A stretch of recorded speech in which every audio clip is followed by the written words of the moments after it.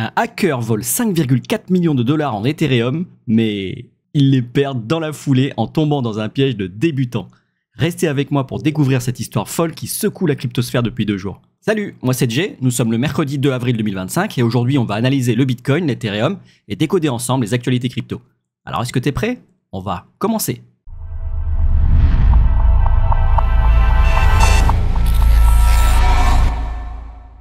J'en profite pour te rappeler que si mes vidéos te sont utiles, dis-le moi en commentaire, lâche un like, abonne-toi et active la cloche pour ne rien rater des prochaines actualités crypto. Et on commence tout de suite avec une vue d'ensemble du marché qui est plutôt rouge aujourd'hui et pourtant hier le Bitcoin nous a fait une belle remontada pendant la session de New York.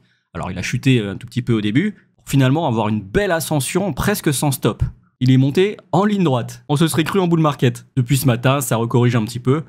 Mais vraisemblablement, les alts n'ont pas suivi puisque le Bitcoin est toujours à plus 0,7% par rapport à hier. Mais les alts sont bien dans le rouge. Sur l'indice de la peur et de la cupidité, ça se voit pas trop puisque effectivement on est remonté de 24 à 29. On se redirige vers la neutralité.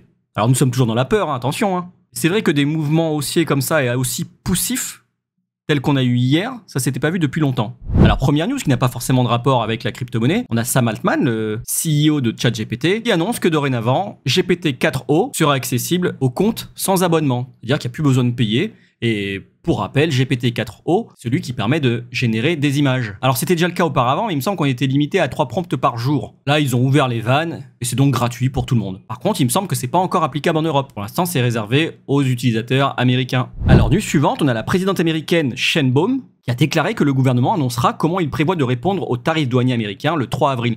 Puisqu'effectivement, nous sommes aujourd'hui le 2 avril, le Liberation Day, j'en ai parlé dans la vidéo d'avant-hier. Donc c'est la journée où les tarifs annoncés par Donald Trump vont enfin être appliqués. Alors je vous rappelle que le Liberation Day, c'est un terme lancé par Donald Trump pour désigner le 2 avril, donc aujourd'hui. Et donc aujourd'hui doit être appliquée une vague de tarifs douaniers massifs sur des tas de produits importés aux États-Unis.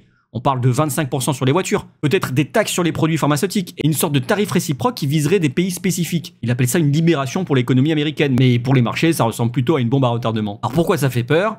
Parce que personne ne sait encore exactement ce qui va être taxé ni à quel point. Les annonces officielles arrivent ce soir à 21h. Il va faire un petit discours. Et donc en attendant, c'est l'incertitude. C'est le pire ennemi des traders et des marchés. Résultat, depuis quelques jours, on a le Dow Jones, le SP500, le Nasdaq et évidemment les cryptos qui sont en train de chuter. Et alors le Mexique fait partie des pays concernés. Donc la présidente annonce que demain, elle nous informera de comment elle compte réagir face justement aux tarifs appliqués par Trump. Puisque tant qu'il ne sera pas 21h, on ne saura pas exactement à quelle sauce on sera mangé. Alors nous suivante, on a le premier déverrouillage, donc le déblocage majeur de tokens sur le meme coin Trump. Vous savez, le meme coin de Donald Trump, qui est prévu donc pour le 18 avril, et ils vont libérer 40 millions de tokens, pour une valeur totale de 431 millions de dollars à l'heure actuelle, soit 20% de l'offre en circulation. Je sais pas si vous vous imaginez, il y avait 80% des tokens qui étaient lock, et là ils vont en débloquer 40 millions. Ça veut dire que d'un coup vont se retrouver 20% de tokens en plus vendables sur le marché. J'ai pas besoin de vous faire un dessin, le prix va chuter drastiquement. Si vous êtes trader expérimenté, n'hésitez pas à short le Trump, donc aux alentours du 18 avril. Si vous en possédez, il serait peut-être temps de commencer à en vendre. Alors, news suivante, on a Elon Musk qui prévoit de quitter son poste de responsable du département de l'efficacité gouvernementale, le DOGE, d'ici la fin du mois de mai, mettant fin à son mandat de 130 jours qui visait à réduire le déficit fédéral américain de 1000 milliards de dollars. Et c'est mission accomplie. En revanche, il s'est mis une bonne partie de la population américaine et mondiale à dos. Il y a plein de manifestations contre lui, contre Tesla. Il y a des mecs qui brûlent carrément des Tesla. Des gens qui se font agresser parce qu'ils roulent en Tesla. Juste parce que, en fait, Elon Musk a appliqué des mesures drastiques. Il a coupé les coûts, il a viré des gens. Alors attention, hein, il n'a pas fait que des mauvaises choses parce que il y a beaucoup de choses qui étaient justifiées. Il a démontré, par exemple, que l'État payait des retraites à des gens qui avaient 150 ans. En fait, ils étaient morts depuis perpète, mais ils continuent à verser des retraites du coup à des bénéficiaires qui n'existaient plus. Alors qui en profitaient? Forcément, certainement la famille. Et ça crée forcément un trou dans le budget. Également, ils ont accordé des prêts à des bébés de 9 mois. Il a mis en lumière des choses qui n'auraient pas dû exister. Puisqu'il n'y avait pas vraiment de contrôle auparavant, en fait, c'était la fête, quoi. Forcément, il s'est mis des gens à dos. Alors, news suivante plutôt bullish, on a Mastercard qui est en train de développer un réseau de paiement basé sur la blockchain, destiné aux banques et aux consommateurs pour des transactions fluides entre les monnaies fiat et les crypto-monnaies. Si même les banques se mettent à adopter les crypto-monnaies, franchement, c'est plutôt bon signe. Alors la news suivante, on a une Britannique qui a accidentellement jeté une clé USB contenant 3 millions de livres sterling. 3,8 millions de dollars. en Bitcoin lors d'un petit nettoyage de printemps. Elle l'a confondu avec une vieille clé USB sur laquelle elle pensait qu'il y avait des souvenirs du lycée. Et malgré des efforts désespérés pour la récupérer et la retrouver, cette fortune numérique reste perdue. Une erreur qu'elle qualifie maintenant de pire de sa vie. C'est son mari qui doit être content. Alors pour ceux qui savent pas pourquoi en fait cette clé USB peut être importante, en fait si on n'a pas envie de laisser nos crypto-monnaies sur un exchange, au cas où l'exchange fasse faillite comme FTX par exemple, ou se fasse hacker comme MTGOX, on peut très bien les conserver nous-mêmes sur notre propre adresse sur la blockchain. Et pour y accéder, en fait on a besoin de 24 mots. Et donc ce mec-là apparemment avait stocké ces 24 mots sur une clé USB que sa femme a perdue. Alors pour éviter ça, le mieux c'est d'avoir une clé Ledger. C'est effectivement aussi comme une clé USB.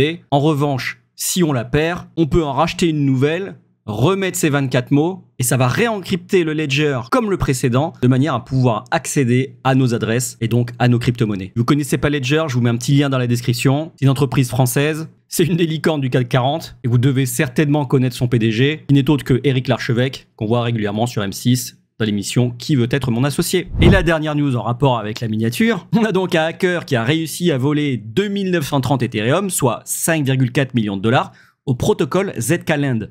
Mais l'histoire prend un tournant dingue, puisque en voulant blanchir l'argent via Tornado Cash, le mec il tombe sur un faux site, un site de phishing.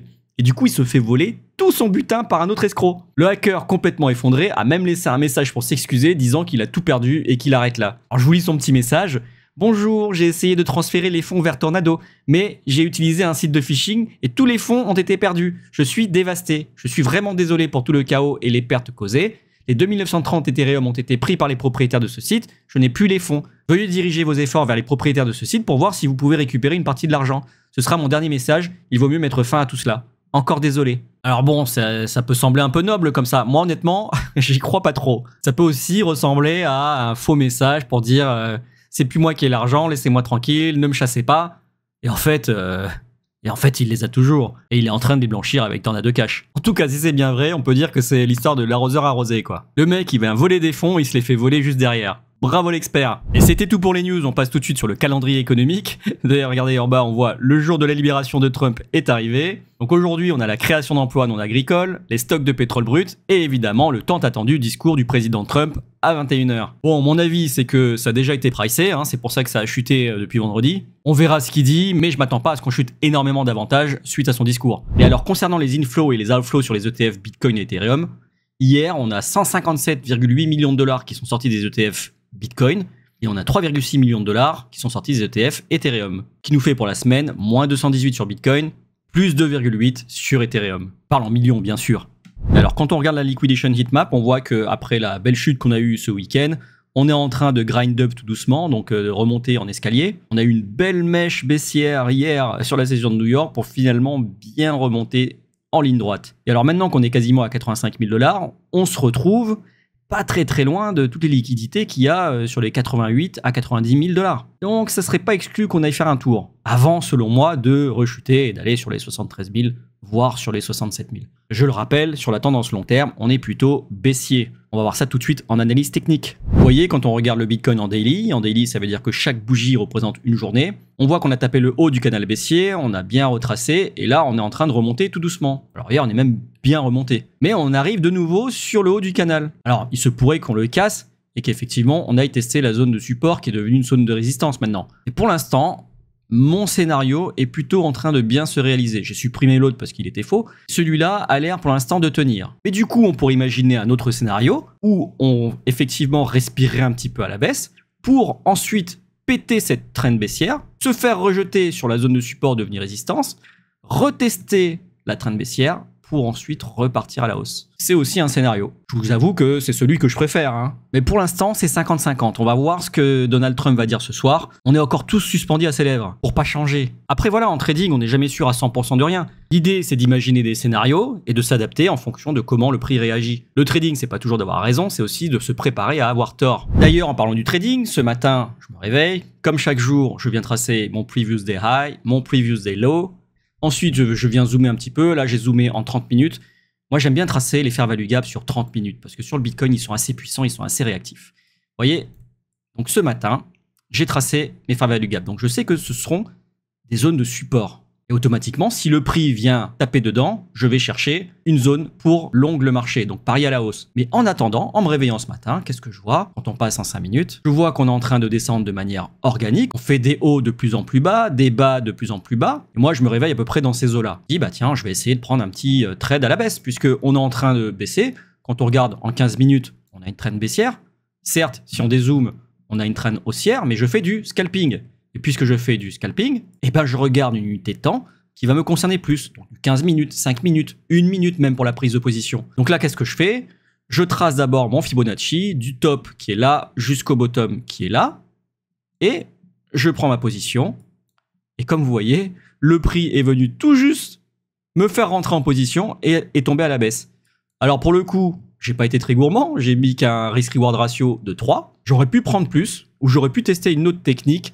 Et je vais vous la montrer juste après. D'ailleurs, pour ceux qui veulent savoir l'issue de mon trade d'hier, eh ben je l'ai gagné. Donc ici, dans ces eaux-là, vu qu'on avait une belle zone de résistance, qu'on avait un order block ici, j'avais TP la moitié de ma position. Donc j'avais pris un R. Ensuite, quand on est monté, j'ai TP tout le reste à 7 R. Donc en réalité, j'ai pris la moitié, 3,5 R. 3,5 R plus 1 R, j'ai pris 4,5 R. Donc en misant 100 $, j'ai pris 450 $ sur ce trade. Ce matin, sur ce trade-là, j'avais misé encore 100 $, j'ai pris 3 R, donc 3 fois 100 $, j'ai pris 300 $. Et alors c'est pas tout, là je vais vous le faire en live. On voit qu'on descend, qu'on touche effectivement ce fair value gap M30. Et vous avez vu, il est énorme ce fair value gap. Je savais pas exactement où rentrer. C'est vrai que j'aime bien rentrer sur la moitié du fair value gap, mais mettre mon stop loss carrément en dessous, c'était un stop loss qui était beaucoup trop large pour moi et pour du scalping, c'est pas du tout rentable. Donc ce que j'ai fait, c'est que j'ai zoomé en 1 minute et j'ai été chercher ce qu'on appelle un shosh. Un shosh, c'est un change of character, c'est-à-dire que là, comme vous voyez, on fait des plus hauts de plus en plus bas, des plus bas de plus en plus haut. Et là, qu'est-ce qu'on fait? On fait un plus haut qui est plus haut que le haut précédent. Donc potentiel changement de caractère. Donc potentiel retournement. Du coup, qu'est-ce que je fais? Je trace mon Fibonacci du bottom là au top qui est là. Et je prends ma position sur la 618. Je mets mon stop loss en dessous de la mèche précédente. Alors j'aurais pu être un peu greedy et trader très serré et me la mettre en dessous de la 786. Pour le coup, j'aurais pas été inquiété. Mais je vous avoue que je suis pas assez courageux pour ça. Du coup, j'ai mis mon stop loss sous la mèche précédente. Ici, à 2 R, j'ai sorti la moitié de ma position. Ce qui fait qu'en fait, j'ai pris un R. Du coup, ça paye mon stop loss. Et j'ai mis un TP à 84 858. Donc là, je laisse courir. Si le trade se réalise, je vais prendre 7,33 R divisé par 2 parce que j'ai déjà sorti la moitié de ma position.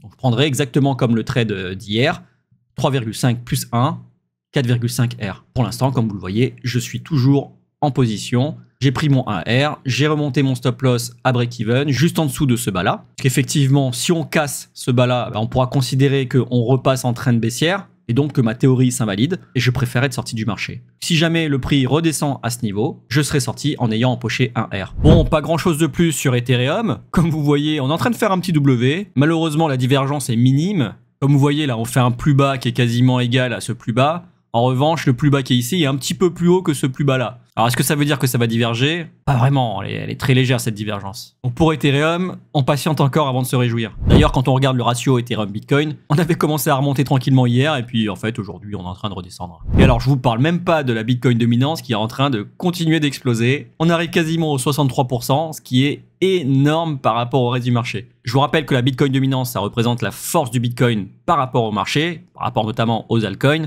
Quand la Bitcoin dominance monte, ça ne veut pas dire que le Bitcoin monte, ça peut aussi vouloir dire que le Bitcoin chute, mais qui chute moins rapidement que les altcoins. Là, depuis hier, le Bitcoin se maintient, mais les altcoins chutent, du coup la Bitcoin dominance augmente. À l'inverse, vous voyez, post-élection, on a eu une grosse chute de la Bitcoin dominance, pas parce que le Bitcoin a chuté, mais parce que le Bitcoin prenait de la valeur, mais moins vite que les altcoins.